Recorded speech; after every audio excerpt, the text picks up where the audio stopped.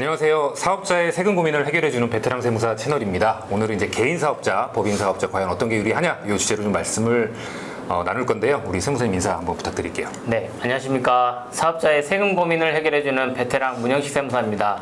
네, 세무사님 개인이냐 법인이냐 참 이게 고민이 좀 많이 되시는 것 같아요. 네. 이거 어떤 게 유리하고 또 어떤 식으로 하는 게 좋은 건지. 네.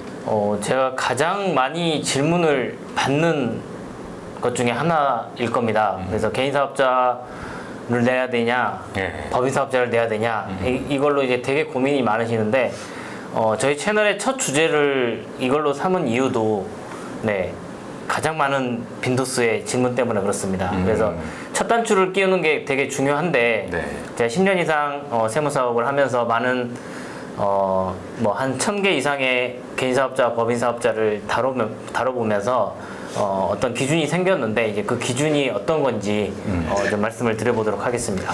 네, 아까 서두에 저한테 뭐 절적인 세 개의 기준 이거를 강조하신 것 같아요. 네. 어떤 부분인가요? 첫 번째로는 법인으로 갈 거냐, 개인으로 갈 거냐의 첫 번째는 행정 업무를 맡아줄 수 있는 경리가 있느냐 여부입니다. 네, 이게 이제 격리 직원이 없다라고 하면 사장인 내가 서류들을 꼼꼼하게 기록하고 챙길 수 있는가 여부가 굉장히 중요합니다. 네. 법인은 기본적으로 이제 통장을 기장하게 되어 있기 때문에 항목마다 그 출처를 밝히게 되어 있습니다. 그래서 따라서 왜 돈이 들어오고 돈이 나갔는지 상세하게 기재가 돼 있어야 되는데 그게 안 될 경우에 가지급금이나 가수금 또는 비용 누락 또는 매출 누락 등의 상황이 발생이 되고요. 그리고 정해진 때가 되면 이제 법인의 이사 감사의 임기 연장이라든지 이사의 주소지 변경 이런 부분들이 신경 써야 될 부분들이 가장 많습니다. 그래서 그럼 나는 법인하지 말라는 얘기네? 네, 그게 이제 그 가장 큰 잣대. 그러니까 격리 직원이 있거나, 그렇죠. 법인 대표, 그러니까 대표가 그런 걸 잘 챙긴다. 꼼꼼한 대표냐, 이게 가장 중요하죠. 방금 말씀하신 것 중에 이제 이거 아시는 분들도 있을 텐데 아마 초보 사업자분들은 좀 헷갈리실 것 같아요. 아까 가지급금, 그다음에 가수금, 비용 누락, 매출 누락 이런 것 좀 간단하게 좀 설명 좀 부탁드릴게요. 가지급금이라고 하는 거는 법인에서 돈이 인출이 됐는데 업무와 관련이 없이 자금을 빌려주는 걸 말합니다. 그러니까 대표가 이렇게 자금을 회사 돈을 그냥 그렇죠. 가지급금. 내 돈도 내 돈, 법인 돈도 내 돈. 이런 마인드를 갖고 계신 대표님들이 많으세요. 네. 그래서 이제 그런 부분을 가지급금이라고 하고요. 가수금의 경우에는 회사에 돈이 없다 보니까 대표자가 회사에 돈을 집어넣는 경우를 말합니다. 대표가 내 돈 갖다가 회사에 넣는 거. 그리고 이제 일반적으로 이제 가수금하고 가지급금을 왜 과세관청이라든지 이제 조사자 입장에서 안 좋게 바라보냐면 가지급의 경우에는 대표가 상여 받아간 거 아니냐라고 일반적으로 생각을 합니다. 네, 그래서 조사 시에도 이 가지급금 부분을 상여 처분을 하는 경우가 많아서 그렇고요. 가수금은 회사에 돈이 없는데 대표가 무한정 계속 넣어야 되는 상황이잖아요. 근데 이제 이런 경우를 그러니까 매출을 현금으로 받고 대표가 그거를 법인에다 집어넣었다. 라고 바라보는 관점이 있습니다. 그러니까 국세청에서 이렇게 본다는. 그렇죠. 이제 그런 형태로 하기 때문에 그러면 이거 매출 누락 아니냐? 어디서 받은 돈이냐? 이제 실제로도 비일비재하고요. 그래서 이제 그런 관점에서 기록이 안 돼 있고 한다라고 하면 법인으로 가는 건 조금 위험하다고 볼 수 있죠. 세무사 사무실에서 이런 거를 좀 잡아주지 않나요? 어때요? 세무사 사무실에서도 관리하는 직원이 경력자이거나 이런 경우에는 결산을 하면서 그 내용들을 좀 검토해서 대표님한테 피드백을 받으려고 보내주기도 합니다. 큰 돈의 경우에는. 근데 이제 경험이 적고 이제 세무사 사무실마다 요즘에 이제 강남 소재지나 또는 그런 세무사 사무실이 많이 모여 있고 이제 이런 곳들은 직원을 구하기가 힘들기 때문에 신입 직원이 관리를 하게 되면 잘 모르는 경우도 많죠. 힘들겠다. 네. 그러니까 그럼 이런 조건들을 다 이제 챙겨야 되고, 네. 그게 이제 첫 번째 기준이라는 네, 거죠. 네, 네. 그럼 이제 여기서 기장을 해야 되는 건가요? 법인은 무조건 기장하게 돼 있습니다. 그럼 기장은 네, 세무사 사무실에서 해주지 않나요? 그렇죠. 그러면 개인은 꼼꼼한 직원이 있든 없든 간에 네, 차이가 없는 거 아니에요? 그렇죠. 그러니까 법인도 마찬가지로 그 세무사에서 해주면 법인은 이제 통장별로 세세하게 보게 되잖아요. 개인 사업자는 성실신고 사업자가 아닌 이상은 그 통장 기재를 안 합니다. 기장을. 통장 기장을 하느냐 안 하느냐가 되게 중요하거든요. 네, 첫 번째 기준 잘 말씀드렸고요. 그럼 두 번째 기준은 세무사님 어떤 건가요? 두 번째 기준은 이것 때문에 많은 대표님들이 고민을 하시죠. 법인으로 갈지 안 할지. 세금. 네. 자, 첫 번째로는 행정직원을 이제 첫 번째 우선으로 두는 경우를 한 이유는 뭐냐면 행정직원이 없으면 진짜 망가지는 대표님들이 많으세요. 내가 가지금이 있는지 없는지도 모르고 사업하시는 분들도 많고. 그런 분들 많으신 것 같아요. 네.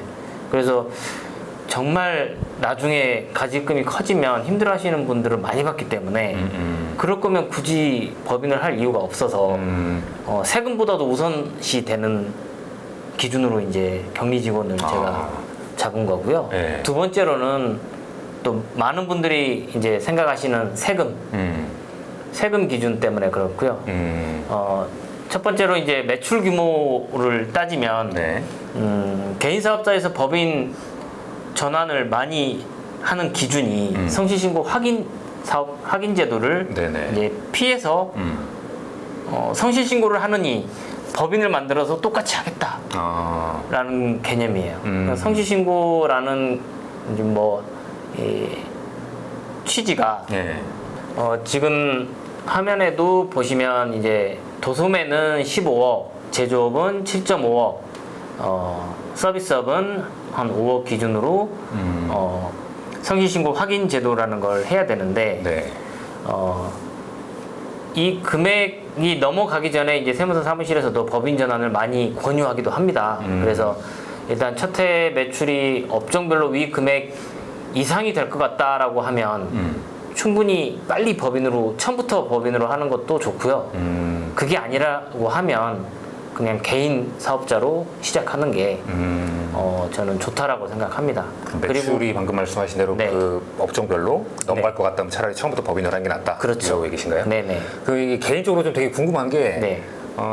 이론적인 부분보다 이 성실신고 제도가 왜 나왔는지 그 네. 취지랑 뭐 네. 이렇게 특징 유의점 그런 것들을 좀 궁금하더라고요. 네네. 네. 이게 이제 성신고 확인 제도가 처음 나온 게 벌써 한 10몇 년 됐어요. 2011년도 이제 귀속분 신고하는 게 2012년도 5월부터였는데 그런가요? 네, 그때부터 이제 도입이 된 건데 이게 이제 장부기장의 정확성 여부를 세무사 등한테 이제 확인을 받고 신고해라. 그래서 결국은 개인 사업자의 신고 성실하게 이제 신고를 하라고 이제 만들어진 제도예요. 그 제대로 안 하면은 이거야 그거. 그렇죠. 그래서 이제 위반 시 제재가 있는데 그 첫 번째로는 이제 사업자에 대한 가산세를 부과를 하고요. 예. 성신고 확인서를 제출하지 않는 사업장에 대해서는 그 미제출 가산세 5% 매기고 예. 또 가장 또 사업자들이 두려워하는 세무조사를 수시 선정 대상으로 하겠다라고 이제 페널티를 주고 수시는 말 그대로 그냥 아무 때나 그냥 이렇게 딱 그렇죠. 그런 거예요. 네네네.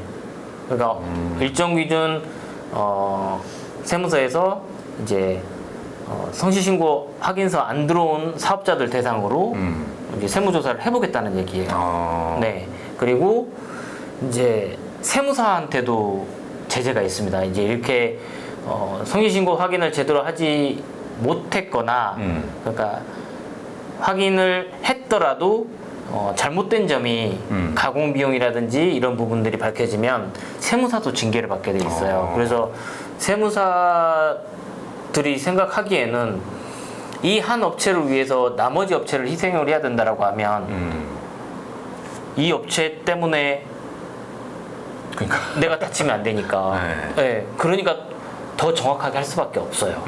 그래서 이제 그럴 바에는 법인 관리랑 비슷하니 그냥 법인 전환 합시다라고 세무사들이 많이 권해요. 그래서 그 기준이 어떻게 보면 이제 세무사들 사이에서도 이제 그 기준을 성신고 확인 그 금액 기준으로 네 합니다. 그러면 세무사님 그 금액 기준을 조금 좀 구체적으로 말씀해 주면 어떨까요? 매출은 방금 전에 말씀하셨고 또 다른 그런 것들이 좀 있는지. 없습니다. 그냥 매출 기준입니다. 매출 기준. 네네네네. 매출 기준이고요. 그 매출이 되느냐 안 되느냐 이에 따라서 이제 넘어가기 때문에 그 부분들은 그래서 매출 세무사 사무실하고 되게 소통을 잘 하셔야 돼요. 왜냐하면 중간에 그 매출이 넘어갔는데 아차 세무사 사무실도 모르고 대표님도 모르고 있다가 넘어가면 이게 그때 가서 법인 전환을 하고자 하면 그 법인도 3년 동안 성실 신고를 또 해야 돼요. 그러니까 이거 타이밍을 잘못 잡으면 안 하니만 못해요.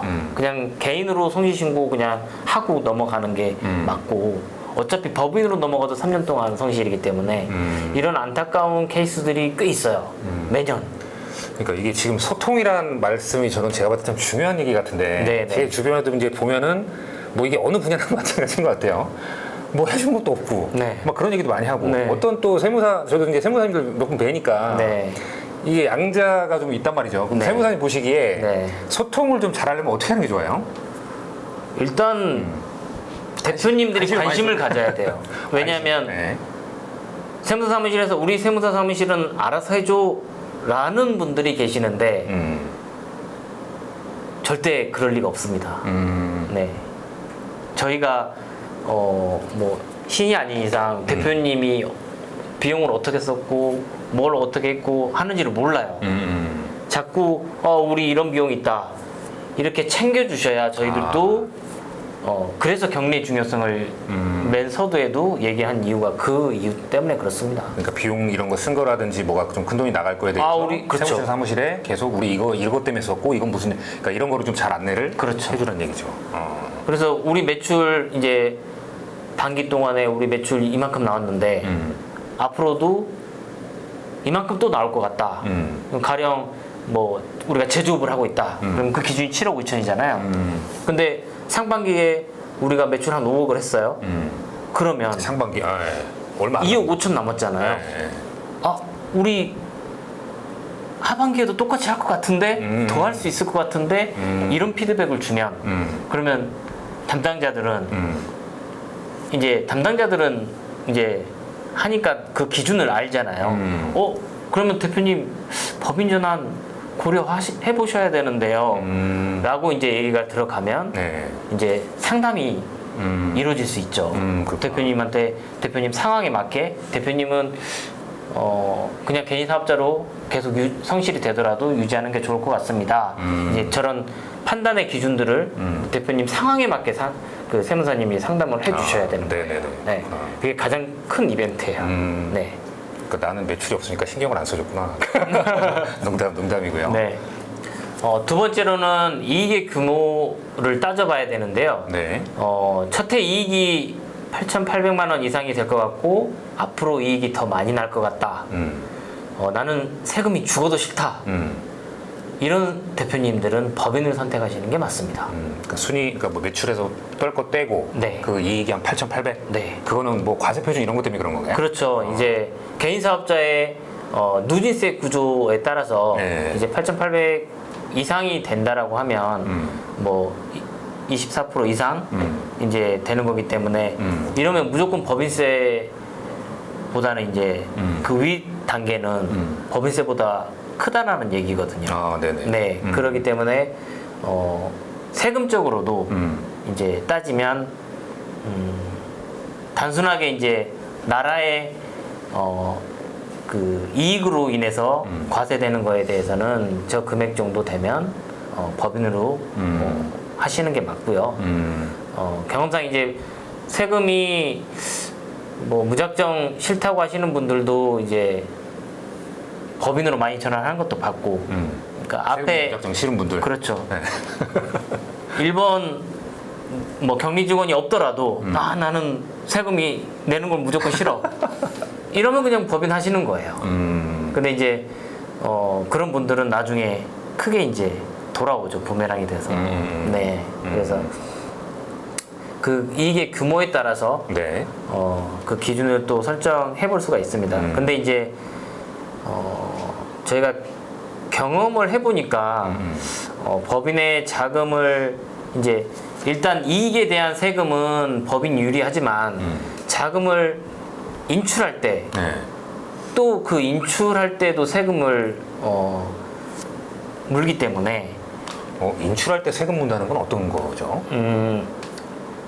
저희가 급여를 받잖아요. 대표자도 급여를 받잖아요. 대표자도 급여를 받으면 원천세, 그러니까 소득세를 뗍니다. 그런 거. 예. 네. 그리고 상여나 배당 할 때도 또 세금을 떼고요. 법인 돈에서 가져가니까. 네. 법인에서 이제 급여나 이런 걸 지급하니까요. 네네네. 그래서 이제 그런 부분들을 정확하게 따지면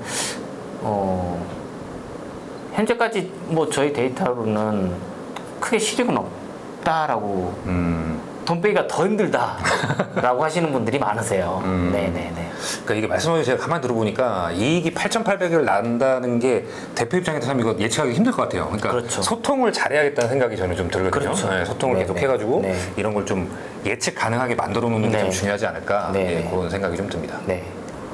세 번째는 업종을 고려해서 개인을 할 건지 법인을 할 건지 결정을 하셔라라는 겁니다. 그래서 업종을요? 네.